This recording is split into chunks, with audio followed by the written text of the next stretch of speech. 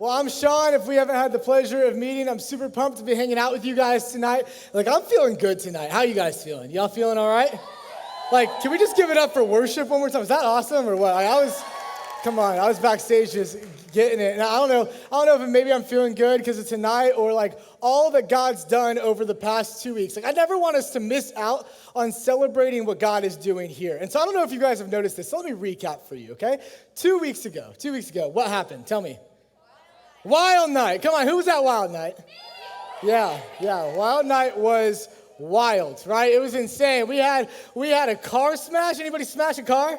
Yeah, we had Chick-fil-A and free t-shirts and a color war, and I got dunked in a dunk tank so many times, right? Wild Night was absolutely insane. But what was even more insane about it is that 14 people gave their lives to Jesus. Come on. It's amazing. And then last week, right? Last week was special for a very different reason. Obviously, if you were here last week, we had a tragedy in our community. And so a lot of people came here to kind of process that and be here with us in that. But I want for you guys to let you in a little bit on what happened there. What the enemy meant for evil in that situation, God turned to good. Jesus packed this house with people, and people heard the gospel, and 10 more people gave their lives to Jesus. 7 more people got baptized. Come on. And healing happened in the name of Jesus. So let's celebrate that because that is absolutely insane. Come on, you can celebrate. That was amazing. So just to recap, that's 24 people who have given their lives to Jesus in 2 weeks and 7 people who have gotten baptized. That is amazing. And why do I tell you that? Yeah, to celebrate as a church, to celebrate as their friends and as their family here at Wake. But also just to let you guys know what God has called you to be a part of. God has called each one of you to be a part of that. And it's because you're here and you're inviting people and you're pouring into people that life change like that happens. I want for you to know, me standing up here on a stage, Joe standing up here on a stage, that's only half of it. Worship is only half of it. The other half is you guys, man, just diving into what God's calling you to do. And people are coming to know Jesus because of you guys stepping into your faith. So I'm so proud of you guys, and I love you guys. I love Stone Creek. I love Wake. I'm super pumped to be here and be doing my job. But I'll be honest with you. That made me think about my faith a lot over the past couple weeks. And I haven't always had this strong faith, right? It hasn't always been a moment in my life where I would stand up on a stage and tell somebody about Jesus. I haven't always known Jesus. See, I grew up going to this church, this Methodist church down the road. And I'll be real with you, I hated it. Hated it, right? So bad. And there's a few reasons I really hated church growing up that I'm going to kind of walk you through, just to let you know. Because anybody else grown up in church other than me? Anybody else grown up coming to church? Yeah. Anybody else grown up in a church that wasn't Stone Creek? Okay, yeah, a lot of us. Great. So maybe you'll understand what I mean. I hated church. And the first reason is this. My mom dressed me in these clothes, okay? Let me tell you about these clothes. These clothes were, first of all, extremely embarrassing. Second of all, extremely not fashionable. Third of all, okay, they were uncomfortable and they were so fancy, and I was just a little kid, and I was like, listen, Mom, I want to run around in my underwear and yell, I'm a peacock, you got to let me fly, right? But instead, my mom would dress me in clothes that looked like this. Yeah. Some say it's embarrassing, some say it's the most attractive child they've ever seen, but either way, this was me as a child wearing these nice, just don't lose this. These are shorts in a suit. It's pretty much the first male romper, right? I was rocking it. And my mom would dress me in these kind of clothes to go to church. So I hated church for that reason. Take that off, please. Please take that off the screen. I don't want to see that ever again, right? So she dressed me in those, brings back flashbacks. Second thing that I hated about church is that when I would get to church, I went to this small Methodist church. When I would get there, they would hand me a bag that I like to call a shut-up bag, okay? Why do I call it a shut-up bag? Let me tell you, okay? So they would hand these bags to these kids, including me, as we walked into church. And it was this tote bag that had an Etch-a-Sketch. Some of you might not even know what that is. This is an Etch-a-Sketch, okay? Looks like this. You twirl these little knobs to draw stuff. Buddy the Elf does it to write Merry Christmas and Elf, right? So they give you an Etch-a-Sketch and then a coloring book. And they expected you, the reason I call it a shut-up bag is because they give it to you in hope that in service, when they're like doing their thing, the kids would shut up and play with the Etch-a-Sketch, right? And so I hated church because of that. Third reason I hated church. I hated church because every single week we would have to come in and sit on these things called pews. Anybody ever heard of pews? If you haven't, count yourself lucky, okay? They weren't these nice chairs you're sitting in. They are Satan's chair, okay? Basically, it is a wooden bench that you have to sit on, and you don't know how to sit, right? It's either you kind of lean back and your back hurts, or you sit up and your back hurts. Either way, the enemy's attacking, right? And you're sitting in these chairs, and I hated these pews, and it was so boring. The guy would say the same thing every week. He talked like this the entire time, and he said, hey, open your hymnal book to this page, and we'll be singing as a choir. And I'm like, no, all these things sound terrible. I'm not doing this, right? I hated church, okay? Hated it so much. And because of that, I never really developed a faith of my own, right? I never had a faith of my own growing up. And that lasted all the way through middle school and most of high school. I never had a faith of my own. But if you were to ask me through middle school and high school, hey, Sean, do you have faith? I'd be like, yeah, I have faith. My parents go to church. Right, I go to church with them, and so I have faith. They have faith. They take me to church. I've heard it. I've been there. So I have faith. But the thing I've noticed is that I never had a faith of my own. What my faith was is I was sharing my faith with my parents. Right, I was sharing my faith with what their beliefs were, and I never got to have this personal relationship with Jesus. And I think a lot of us maybe are doing the same thing in our lives. Maybe you're out of it, or maybe you still are, where you haven't developed this faith of your own. And you may not know what that looks like. You may not even know how to have a faith of your own, and we'll get into that. But I think a lot of us have this faith that we're sharing with somebody else, or it's not existent. And we hate to share things, don't we? We hate to share things. Anybody ever have hand-me-down clothes? Yeah, anybody? Anybody ever wish they had hand-me-down clothes over new clothes? Good, I'm glad. Anybody ever have hand-me-down clothes they wish they had them instead of new clothes? No, you don't. Don't lie. It's at the church, right? No one wants hand-me-down clothes when you can go to nice Target and get new clothes. That's where I shop, so I don't know where you guys shop. But Forever 21, I don't know. I don't even know stores, right? Where you're going to buy new clothes. You'd rather have new clothes. Or how about this one? You got an ice cream cone. Anybody want to share an ice cream cone? No, right? You ain't wanting no one else to lick your cone, right? That's just for your tongue and your tongue alone, right? No one else trying to share that ice cream cone. Or how about fries, right? I hate sharing fries, okay? Here's the thing. If someone tries to take one of my Chick-fil-A fries, they die. It's as simple as that, right? They don't touch my waffle fries. We hate sharing things. We hate it. And so I was thinking about that, and I was wondering, why is it if we hate sharing things like clothes and ice cream and fries so much, why is it so easy for us to share something as important as our faith? Why is it so easy to do that? See, we hate sharing things, but we fall into sharing something that's so important to us, something like our faith. And what do I mean by sharing faith? What does that mean? I mean that many of us latch on to the faith of people instead of developing our own faith and our own relationship with Jesus.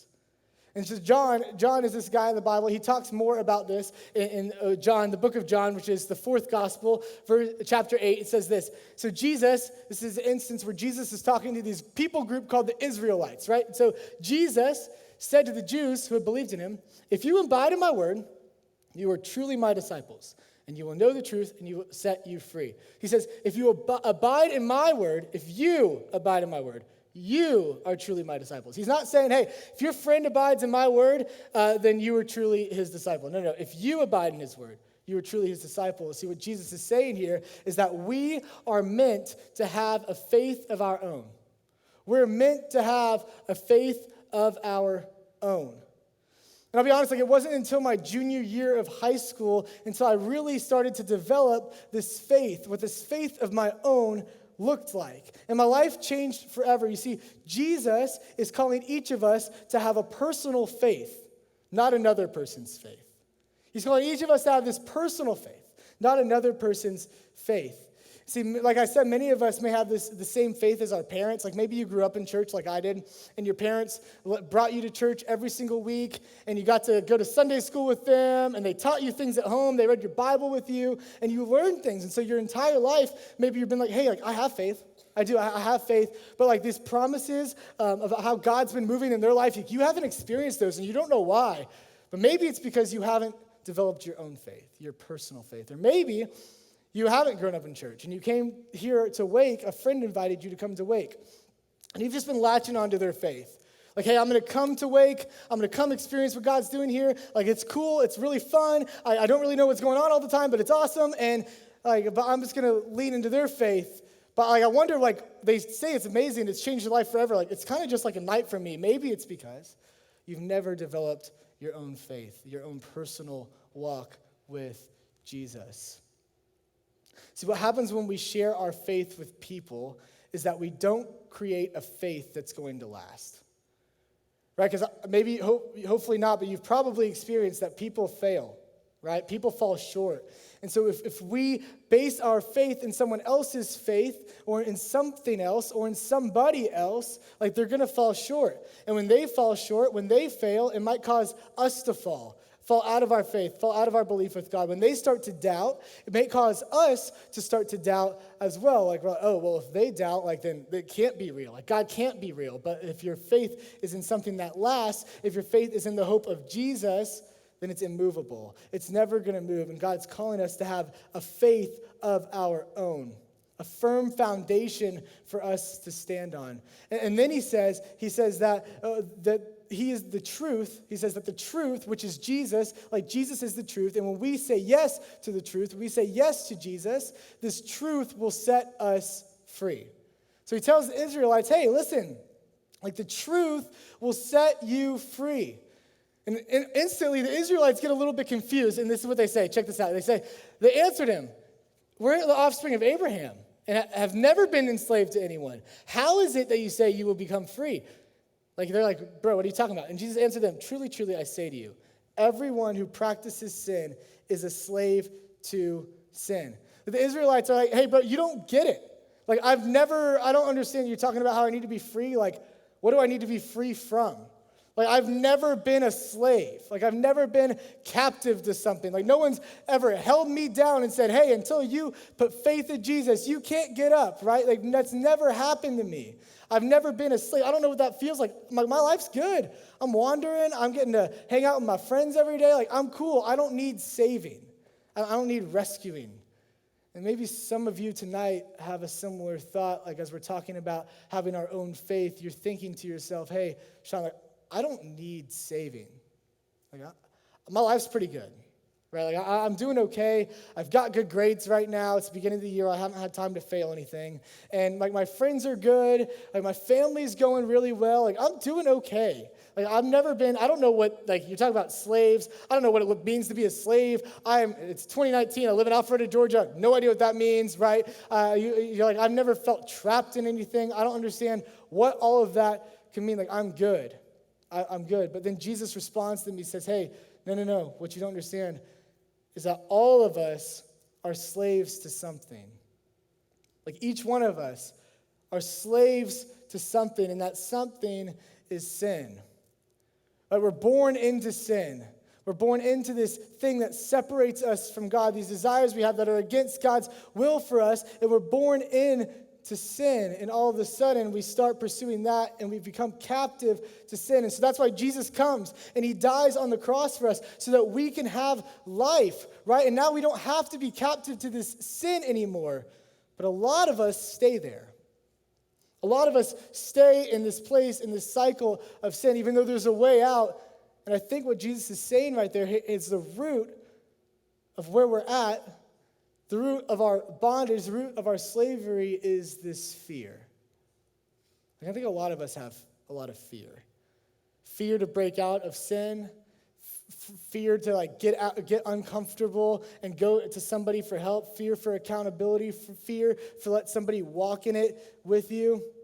Because the Israelites ask, and they think they're doing all right, and many of you tonight might think that you're doing all right. But I want for you each to know that we're closer to this concept of slavery than we probably have ever thought of before. And you might think, no, I'm not. Like, Sean, I'm not close to that. But then I would ask you, then why is it that you can't go 5 minutes without looking at your phone? Like, probably half of you are looking at your phone right now, right? Like, why is it that you care so much about the amount of likes that you get on an Instagram post, the amount of followers you have, the amount of views you get on a TikTok video, right? Why is it that if I were to come to each of your phones and cancel out of all of your Snapchat streaks, you've had a heart attack, right? Why is it that you click over and over and over and over again on that pornography website? Like, why is it that you go to your school and you seek out people's approval and popularity of people that mean nothing to you, and you'll give up your right arm and your left leg just for them to say, hey, you're kind of cool? Why is it that we seek approval from people, that we seek our worth from other people? Why, if we're really not caught in this slavery thing, if we're really not captive by anything, then why is it that we can't break out of these cycles on our own? Why does that happen? See, we're each slaves to something. What Jesus is saying is that you're a slave to fear. And I think that it's fear of what it would look like to fully surrender to Jesus and let go of those things and allow yourself to walk in his freedom. See, the opposite of fear is faith. And so when we feel like we're afraid to surrender, like there's nowhere else that we could go, Jesus is saying, hey, come to me. Have a faith in me. Have a faith of your own. Develop this, and I'll help you break out of that cycle of sin, that slavery, that bondage, those chains you feel like there's no other way that you're going to break out of. See, we don't have to be slaves to our sin anymore. But often, many of us get comfortable in our slavery of sin. Many of us get comfortable in this cycle of hurt and of pain because we think, oh, it's easier to stay here than it is to go out and get help. It's easier to stay here than the pain and the process it's going to take to get out of this. It's easy for me to stay here, Sean. I'm comfortable. Like, I know, like, this is hard, but I'm comfortable. And what I want for you to know is that Jesus is not calling you to a life of comfort. Like, I don't care if you're comfortable. Jesus is calling you to a life of freedom. And sometimes freedom is hard, but freedom is the place that Jesus died for each one of you to live in. Jesus died for you to have freedom. So I want to go through two quick things that I think will help us experience that freedom like never before. And your faith is meant to be yours, but it isn't meant to stay with you. And so the first thing is this. The first thing is that your faith is made to move. Your faith is made to move. You see, your faith is not a passive thing. Your faith is an active thing, and it takes pouring into. It's not going to move on its own. It's not going to go do incredible things on its own. It takes you saying, hey, I want to pour into my faith so that my faith can go out and move. Like these last 2 weeks that we've been at Wake, like your faith has moved. People's faith has moved where they say, hey, come and be a part of this. Come join me. Come experience Jesus. Come be here. That's your faith moving, and our faith is made to move. We need to live in a way where our faith is the thing that we talk about the most, where people know us not by what we're doing on social media, not by what we're doing on our sports team or by our grades. No. People need to know us by our faith and the life that we get and the freedom that we get and only the person of Jesus. That's how we should be known in our schools. That's how we should be known in our friend groups. That's how we should be known in our family. See, the past few weeks, God has been moving around us. Like, I hope you've seen it. God's been moving around us. And God's been moving, hopefully, in a lot of us, right? He's been moving in us. And I think what God is calling us to do is to have a faith that moves in a way that will move from us to other people so that they can experience the same thing. We're called to have a faith that is made to move. See, our faith is made to move past the walls of this church. Our faith is made to move past our parents, past being comfortable, stuck in our sin, past the pain of our past. Our faith is made to move past the fear of what other people are going to think. Our faith is made to move. But it isn't going to move through you unless it's being poured into. Your faith isn't going to move through you unless it's being poured into. And that leads me to the second thing I want to talk about. Make your faith your everything. Make your faith your everything. And so what does that look like?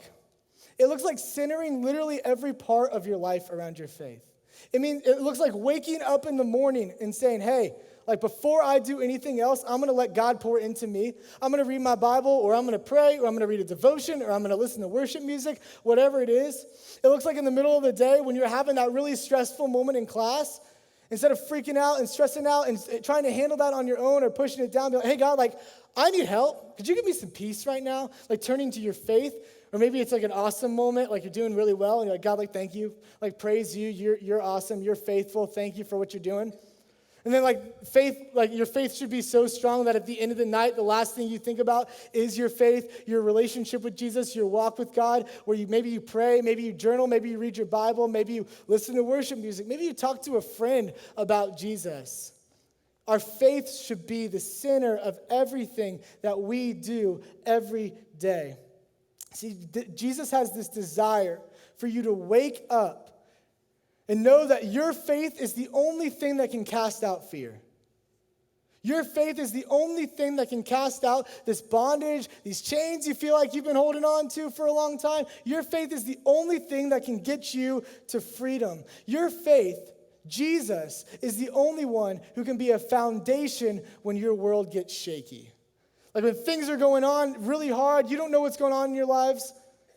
Man, when friends move away, when friends pass away, man, when your parents get a divorce, man, when someone talks about you behind your back, when you feel like you're getting bullied, when you go through something traumatic and your world feels really shaky, if your foundation's on anything but Jesus, it's going to fall. But when your foundation is firm in Jesus, and then you can build something your world doesn't have to be.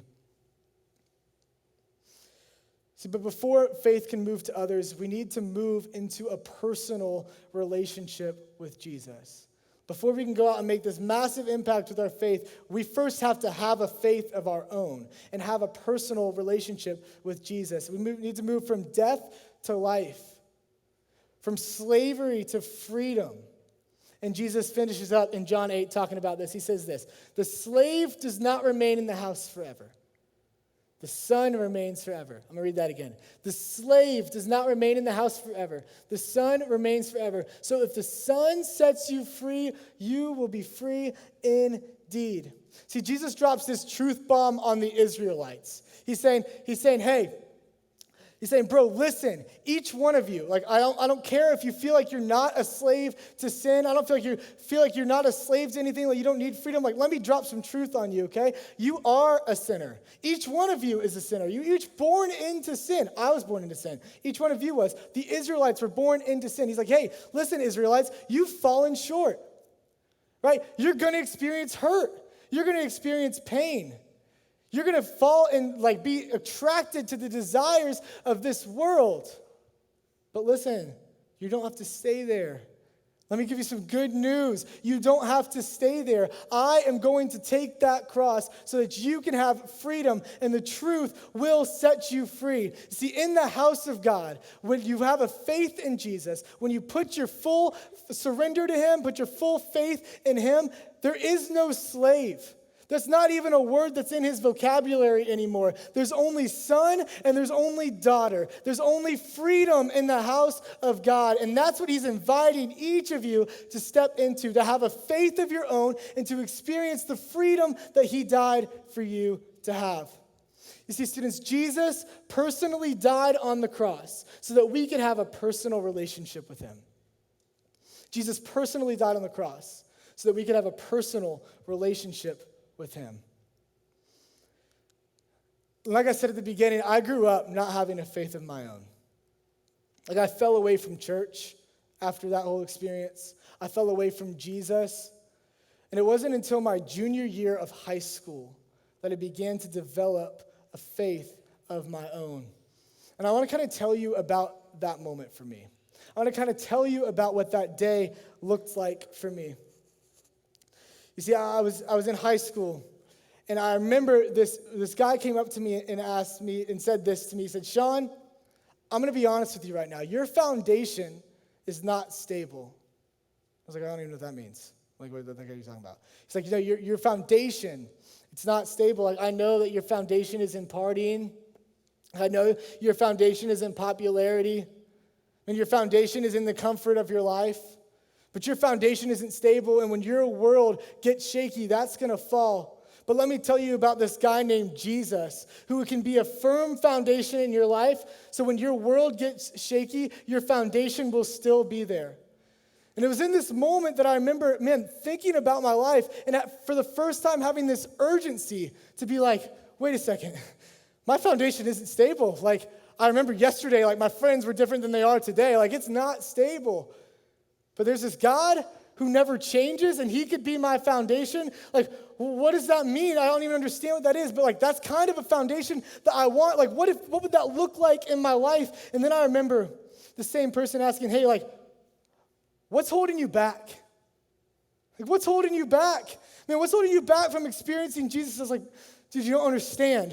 You don't understand. Like, my popularity is holding me back. Like, I'm scared. I'm scared of what other people are going to think. Like, they see me as this guy, and if I change, like, I'm going to really have to change, and this is what my life's going to look like, and I'm going to lose all these friends. Like, I'm scared of what people are going to think. And I'm scared of my comfort. I'm terrified of that.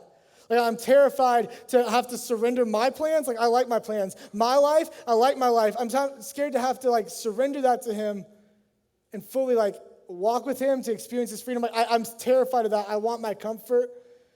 And then to be real, like, the third thing is just my sin. Like, I was terrified to surrender my sin because I thought I was too far gone. I thought I was too deep in it. I thought there was too many chains on me, too much bondage on me for me to ever experience the freedom that he was talking about. And I sat there and I was like, I remember I was just tense and I was like, man, I can't experience this freedom. I had this thought in my mind, man, no, I'm like a slave. That's who I am. That's my life. That's what my entire life has looked like. I can't just get rid of that. That can't just go away. I can't experience this freedom. But then I felt like I had this moment where God was like, listen, no, Sean, you're not trapped. You're not stuck. This is not the life that I died for you to have, that I created for you to have. You are not too far gone. And I have the Son. His name's Jesus. And he needs to be your rock, your foundation. And if you follow him, you will have the freedom that you've always desired. You will have the freedom that your heart's been trying to fill with other things in this world. And he will be your foundation to stand on. And it was in that moment that I broke down. I surrendered my life. And I gave my life to Jesus. And it was the absolute greatest decision that I have ever made. It was in that moment that I began a faith of my own. Those two questions changed my life forever. So students, as we close, I want to ask you these same two questions. First one is this: what's your foundation? What's your foundation? What are you standing on? What is your life built around? Is it built around a boyfriend? Is it built around a girlfriend? Is it built around a party? Is it built around grades? Is it built around your family, your friend group? Because all of those things are not going to ever, like, they're people, they're going to fail, they're going to change, but Jesus never changes. So what's your foundation? Could it be that you need to set a foundation where Jesus is the foundation? The immovable God who created you and died on a cross for you could be the foundation that you can forever stand on. So no matter what happens around you, you have a foundation to stand on. Maybe that's what you need to step into tonight. Second question is this: what's holding you back?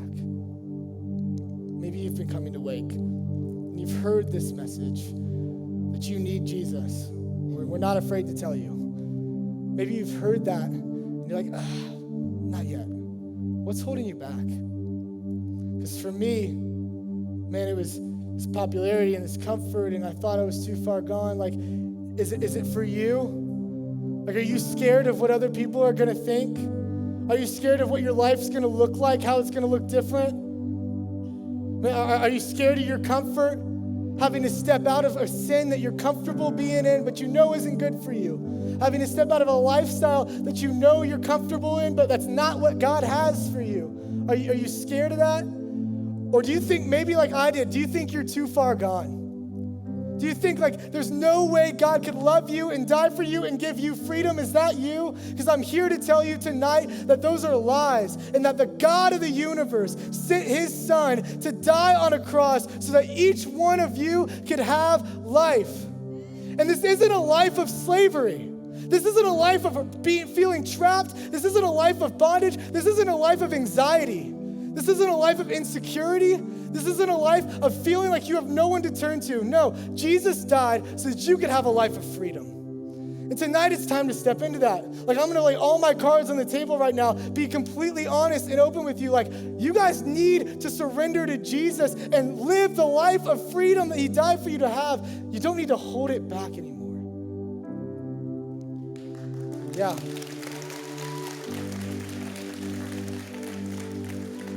See, I'm here to tell you tonight, if you leave with nothing else, please leave with this, that Jesus died for you to experience freedom. And that's the freedom that you are meant to live in. So maybe tonight it's time to surrender. Maybe the last couple weeks you've been coming and Joe's been preaching and he's given this time at the end of a message for you to pray this prayer, for you to accept Jesus for the first time. And you're like, man, like, it's cool for them, like, but I'm not there yet. Maybe you're like, I don't know about me.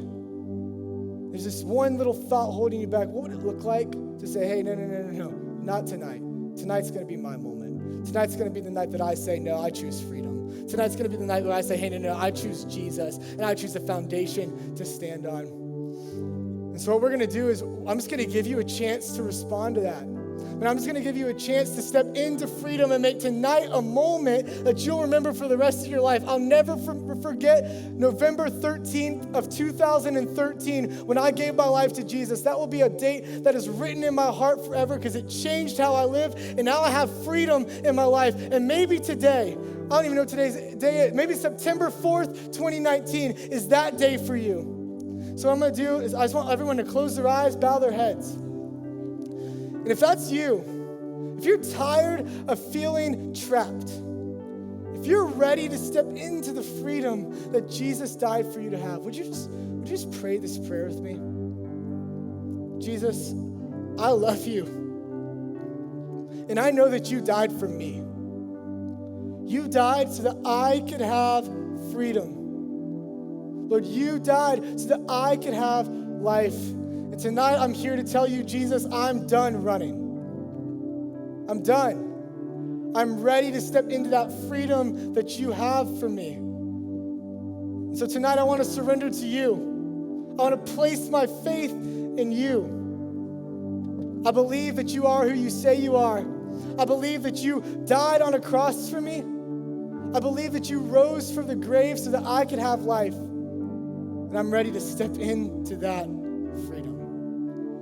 And with all heads bowed and eyes closed, I just want to ask you, like I got to do in November 13th of 2013, I got to raise my hand and say, hey, no, this is my moment. I'm not going to allow fear of what other people think to hold me back. I'm placing this mark in my sand, and I'm stepping into freedom with Jesus. So I want to know if any of you are willing to step into that with me tonight for the first time. You're like, no, I'm done running, and I want to place my life in Jesus. Would you just raise your hand? Yeah. If there was a leader around you, could you go up to them as we pray? Some up here, right over there.